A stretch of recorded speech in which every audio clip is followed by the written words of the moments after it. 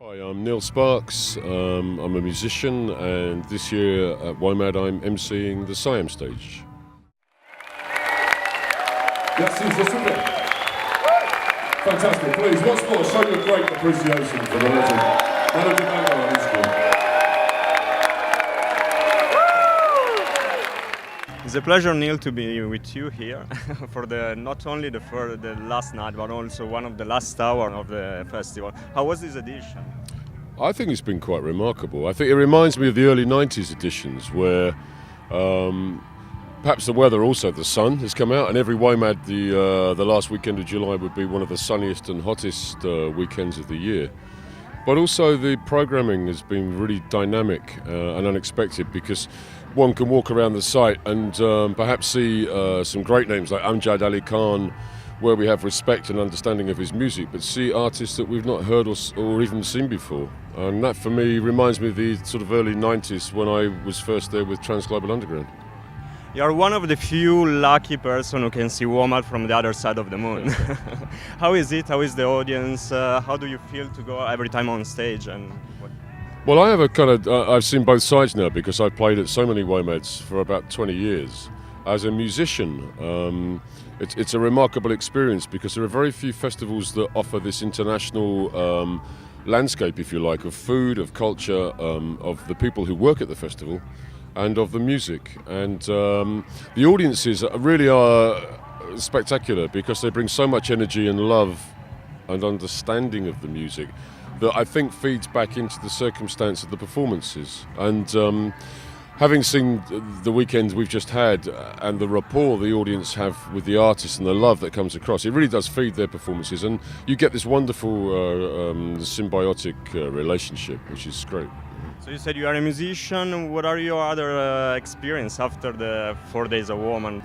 Well, I work, I'm a vocalist and a percussionist, and so I have a background working with artists and producing artists. But performing, writing and producing songs, I'm in the process of making 2 albums at the moment. Yeah. How you started with Womad? When was the first time you get in touch with the people at Womad? Well, I was invited to work with Peter Gabriel in 1991 at a recording week, and we both appeared in a collection of poetry, and other great songwriters like Pete Townsend, Paul Weller. So it was a kind of survey of lyrics and poetry, as a follow-up to a book that came out in the 60s, which is a very, very revolutionary book called Children of Albion. And it was the culmination of a series of performances that were made at the Albert Hall, featuring UK-based poets and the American beat poets. So people like Allen Ginsberg were there in 1968, I think that was. And Peter and I both appeared in Grandchildren of Albion, and he was looking for people to come and contribute lyrics and work with artists, musicians, and I was working as a spontaneous lyricist, working with Peter in his studios, working on these tracks, and the music was being generated by this incredible array of musicians from the Womad Festival.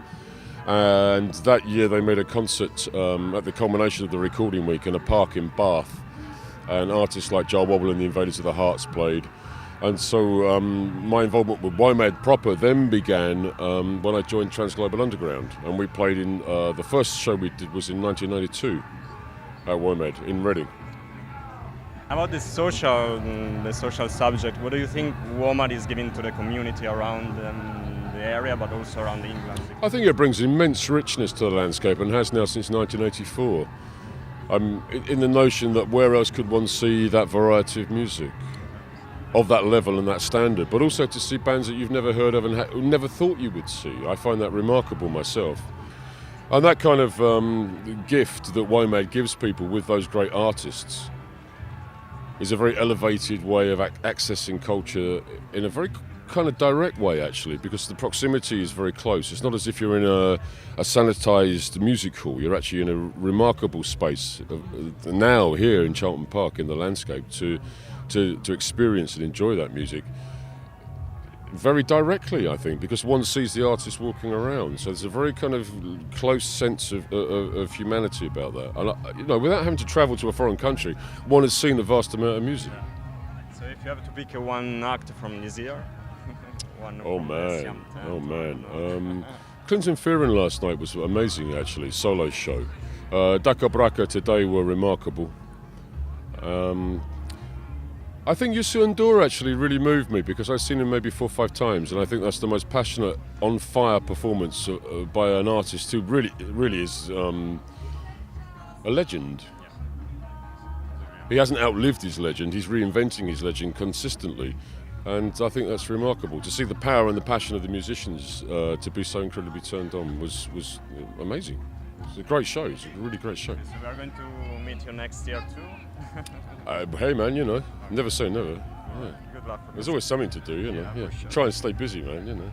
It was a pleasure to hear your voice every time that you Thank you played. very much, it's a pleasure talking to you. Nice man. Nice.